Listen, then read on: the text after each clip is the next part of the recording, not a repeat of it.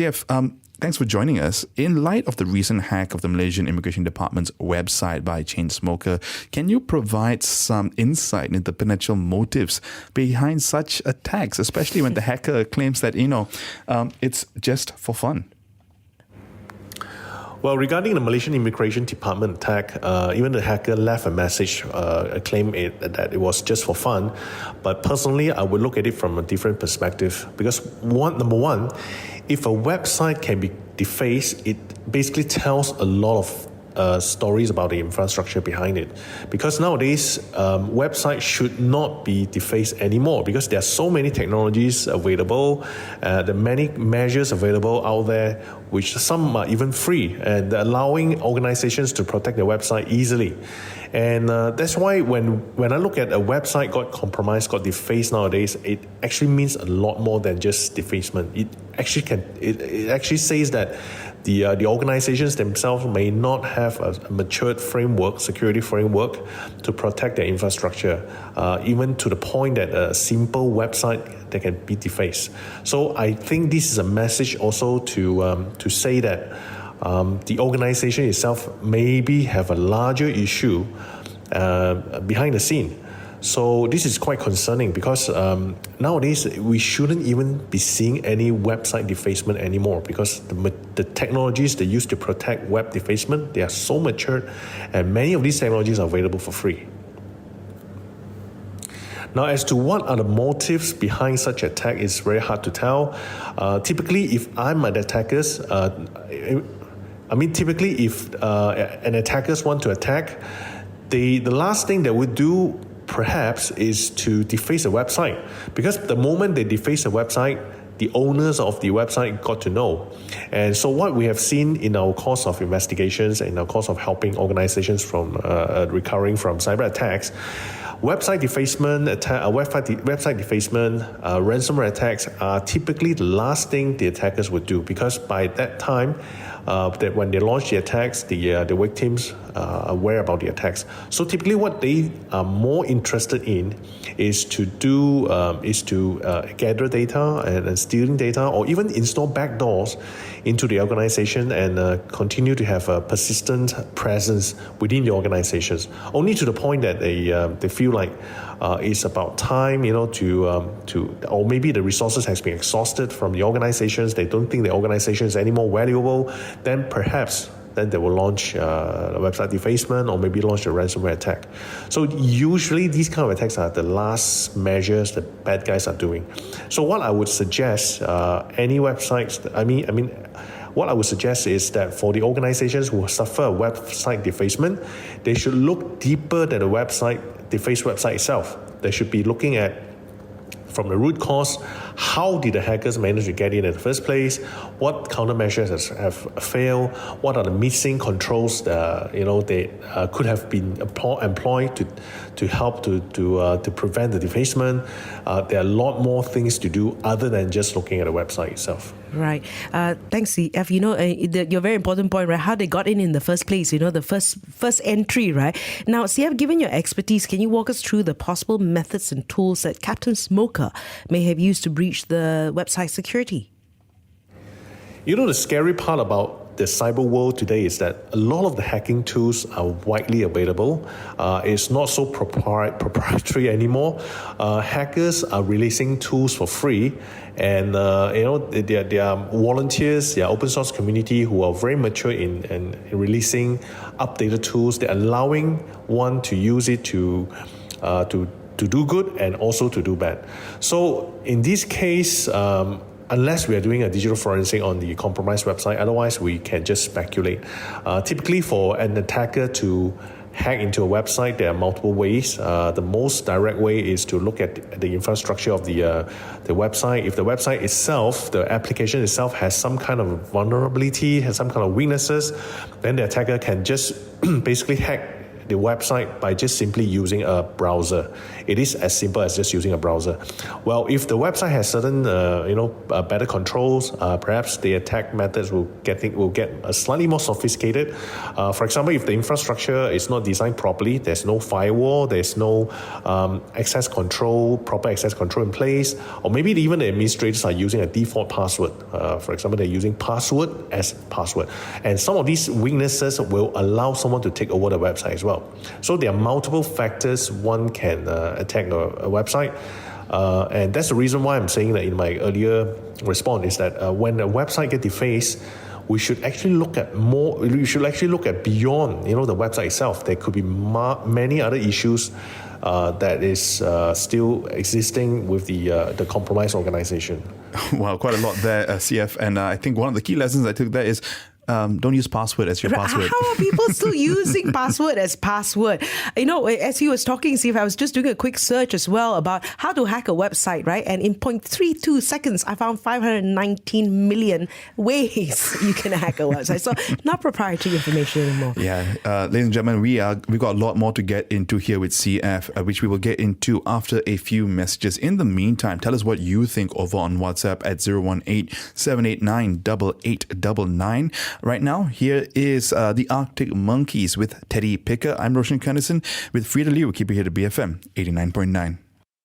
Busy following Money Trail, BFM 89.9. Good afternoon and welcome back to Enterprise Biz Bites. I'm Roshan Kennison, joined in the studio by Frida Liu. If you've just joined us on the back of the recent hacking of Malaysia Immigration Department's website, we dive into the broader context of cyber hygiene and cybersecurity here in Malaysia, as well as how to protect yourself in the ever-evolving digital landscape. Joining us for this discussion is CF Fong. He is the CEO of LGMS, one of Malaysia's leading cybersecurity services. He's also a former white hat hacker. Now, CF, we know that both the National Heart Institute, which is IJN, and Malaysia's Immigration Department websites were hacked at around the same time. Do you believe that these attacks were related, or are they just coincidental? Well, there are hacking incidents, hundreds of, or if not thousands of hacking incidents happen every day. Whether or not they belongs to the same group or maybe they belongs to the same hacking campaign, we do not know unless we have our hands on the evidence of the compromised website or compromised systems. Now, having said that, nowadays hackers are not as what we thought traditionally before. Hackers today are more organized. Many of the hacking groups are really well funded, and some funded by organizations, private organizations, are some even funded by a country. So, and a lot of hacking activities happening that can be classified as under a campaign. Now, some of the obvious campaign that we have witnessed over the years before, we have seen hackers trying to take over government public infrastructures, which they launch ransomware to take down public transportation systems and also public hospitals. Hackers really do work in a very organized manner nowadays. It's not like what we have in our conventional beliefs that hackers are those who are working solo, who are wearing hoodies with sunglasses, working inside a dark room. It's no longer true. And another very interesting fact about hackers today is that hackers do not really pick and choose their target anymore. Any organizations, as long as the organizations are using computers, basically these organizations are the target. And I believe that no other organizations today that can function without using computers nowadays. They can function in business without using any computers. So hence, I think any organizations today can be a hacker's target. Hackers do not care, whether they are attacking a financial industry or whether they are attacking a school or maybe a personal individual. So as you can imagine, most of the common cyber threats that we see today are spam, and spam is basically targeting anyone and everyone. So there's no prejudice, when it comes to cyber attacks. Hackers basically targeting everyone nowadays. So it's not a surprise if the hacking incidents from IGN and Malaysia Immigration are belonging to the same group of hackers, or maybe they're not. So it doesn't make any much of a difference nowadays anymore. What is more important for us to realize is that hackers do not pick and choose their target. So regardless whether you are a large organizations or whether you are small organizations or whether you are one single person sole proprietor, it doesn't make any difference. So that also put into the picture, put in place that, when you are larger organizations, when you have more resources to invest into cybersecurity protections, it doesn't mean that you attract less attacks.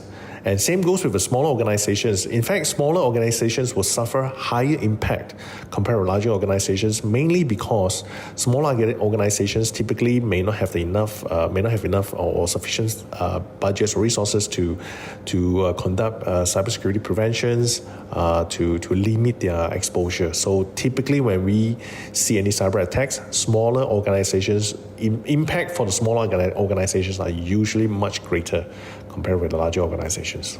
In the past, you discussed the importance of cybersecurity measures for government agencies. So in your opinion, are there any specific weaknesses in the current security infrastructure that may have led to this hack?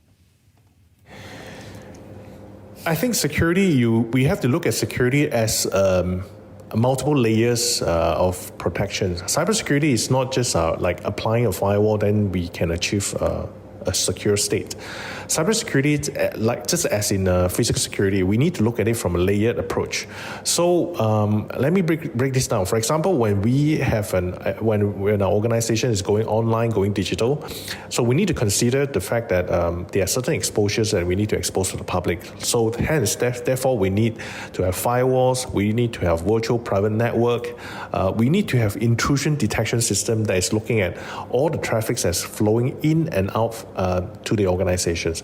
So other than that, we also should look at non-technical controls. Non-technical controls as in the way how we conduct business online, the way how we, how we keep our how we design a strong password, the way how we use our computers, whether or not, for example, whether or not we use pirated software or whether or not we use updated software, how often do we update the software. So security is, in simple terms, security should be broken down into two categories. One is technical protection, another one is logical protection. Technical protections are what we have just mentioned, like any kind of technologies that can help us to achieve a secure state, and it belongs to the technical categories like firewalls, antivirus, intrusion prevention systems, identity management systems. Now, on the other hand, another layer of security which is dealt with logical controls, logical segment. What are the logical segments that we're talking about? Like, for instance, our security awareness, our policies and procedures, what we can and cannot do over the cyber world, our staff awareness about the computer usage, and also our incident response capabilities. All of these are belonging to the logical aspect of cybersecurity. So cybersecurity is a layered, layered animal. So we need to look at it from one layer to another layer. So there's no one single fix for all. And what happened to most of the organizations, including government and the private sectors, we always think of a point approach. Like, for instance, if we think that there's a need for protecting our parameters, then we go for a firewall. We purchase a firewall, install a firewall. But we never thought that how are we going to manage the firewall? Do we have policies in place to effectively manage the firewall, to effectively keep the firewall updated? And these are usually the point that we miss out. So we fail to see the big picture. So in essence, what I'm saying is that for many organizations, we often neglected the need of a mature cybersecurity framework. The framework is you can see it as a roadmap, for organizations to see what do they need to have in place in order to achieve a secure state. So a cybersecurity framework is often missing, and hence without a mature framework, and all we are doing is just finding point solutions, and we just like patching a sinking ship where you have multiple holes, and whenever you see any waters are coming in, you just go and patch that hole. But in reality, we forgot that there's a more important thing in place, which is the framework. We need to have a very matured framework, and that's executable. So if you're looking at regardless whether it's government or private, and most of the time what we have been neglecting is a mature cybersecurity framework. Now with the framework, then there's only ways that we can address whether an issue could be technical or an issue can be logical related, and with that, then we can further drill down to decide what kind of investment we need to put in order to address the problem, the security threats that we are facing. So again, back to square one, we need a matured cybersecurity framework. CF, a lot of what you've said there reminds me a lot of, when you're ill or something and you address the symptoms as opposed to the underlying condition. So having that kind of structural approach could be really helpful in creating a scalable solution as well. Maybe give us a sense of what your thoughts are around the Malaysian government's plans to set up a cybersecurity commission to strengthen the country's cybersecurity team. Do you think it's a step in the right direction, and what measures would you suggest? Well, I absolutely like the idea of the Malaysian governments to set up a cybersecurity commission. At least now we have a commission that deals specifically on cybersecurity issues. And often cybersecurity issues can also be relating to national defense issues, because cybersecurity is no longer an IT problem. It is concerning national defense. So it is a good idea. I think this is something that we should do, to set up a commission. And what I'm anticipating, what I'm hoping to see out of the commission is that the commission will define more granular standards for the industry. The problem right now I see is that in the cybersecurity industries, we do not have any form of regulations. It's like unlike the healthcare industries, we have regulations to govern the qualification of doctors, the qualifications of pharmacists, and some of the best practices under all the regulations. What are the doctors required to do? What a healthcare professional need to adhere?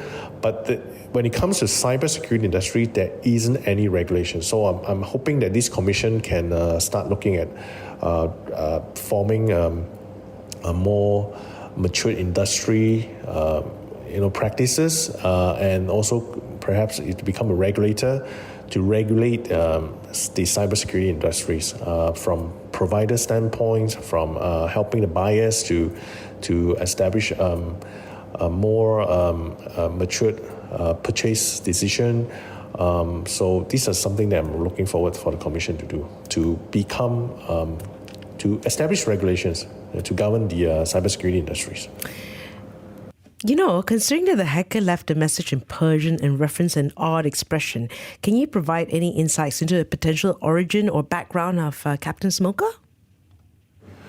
Well, it is very hard to ascertain the origin or background of a hacker by just looking at the message that they posted.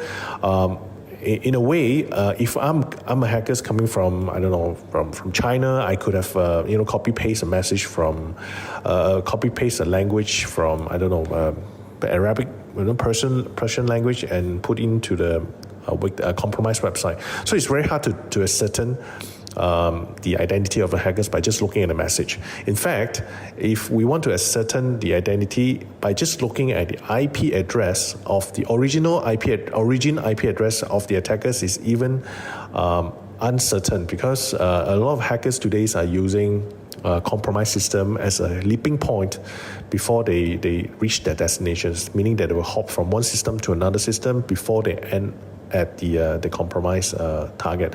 So it's very difficult to ascertain identity of hackers nowadays. We cannot depending on their origin IP address. We cannot depend on the message that they have left over. Some hackers, they like to write scripts or compose tools on the compromised system to allow them to pivot further in the compromised network. We have also studied some of the tools, and we also have a conclusion that we cannot depend on the codes that they wrote and then some of the comments they left in the code and use it to ascertain their identity. It is very difficult to to ascertain the identities nowadays, simply because there are so many technologies available for the bad guys to conceal their identity. So back to this question, whether or not we can ascertain whether this person, just by leaving a Persian message, are they coming from certain region or certain countries? I kind of doubt it. I kind of doubt that we can ascertain the identity of that. So it is a mystery unless we conduct a comprehensive digital forensic on the whatever evidence we can gather. Otherwise, it's still going to be a mystery. So, CF, the big question here is then, following these hacks and previous breaches, what immediate steps should the Malaysian government be looking at or considering to secure their digital infrastructure and prevent future incidences? Based on my humble opinion, I think the Malaysian government need to relook at how are they adhering to the national cybersecurity framework. In fact, Malaysia, we have a national cybersecurity framework, and respective agencies need to reassess themselves. How close are they by following the cybersecurity framework, and whether the agencies themselves have a matured way to qualify vendors. We also, based on our experience and case studies, we noticed that many security countermeasures were not deployed properly, and it's also mainly due to the fact that, number one, the agencies themselves that didn't have sufficient technical competencies, to assess the vendors' work. At the same time, the vendors who are deploying security countermeasures for the government agencies may not meet certain requirements, or may not have desired competencies. So these are the very common situations that we are seeing right now, and this is also mainly driven by the fact that we do not have a regulations in the cybersecurity industry. So when we do not have regulations on, let's say, the qualification of vendors, the competencies of vendors, and it is very difficult for buyers, like government agencies, to ascertain that whether a vendor who helped them in the deployment of cybersecurity technologies are competent or capable enough to help them. And based on all the past data leak compromise incidents, past website compromise incidents, that what we have observed is that the vendors who are helping the government has to be assessed and has to meet certain criteria, and this criteria is missing because, like I said, cybersecurity industry is unregulated. I'm just hoping that the future commissions that perhaps the government is forming are able to come up with a more structured and more clear and transparent requirements for vendors to qualify themselves. And I'm also looking at Singapore. Singapore, they are also quite mature in this area. They have the Singapore cybersecurity agencies also have qualification criteria for vendors to register themselves if they want to provide cybersecurity services, related services or solutions to the government. And I think this is a good initiative, and Malaysian government shall follow. And this can help us to ensure that the quality of services and solutions being deployed for the government agencies are up to par. I'm still curious, CF. The Immigration Department's Director General, Ruslan Chuso, has stated that there was no information leaked from this cyber attack. In your experience, how can a hacker deface a website without causing any data breaches? Now, whether or not there was a data leak, and I think this has to depend on the digital forensic results. But like I said before, if someone managed to hack into a website, typically the hackers would try to pivot from the web server, from the website, into other systems within the network. It is seldom the case that someone would just be interested to deface a website and then call it a day. So typically, as a forensic investigators and a past hacker, right, what I would say is that if I'm able to compromise the system, the next thing I would do is I would try to look for any ways I can leap from this compromised system to another system. So whether or not there was any information leak, we do not know unless going through a digital forensic, we need to look at the traces. What are the footsteps the hackers? What were the activities that was happening on the compromised systems? Then only we can tell.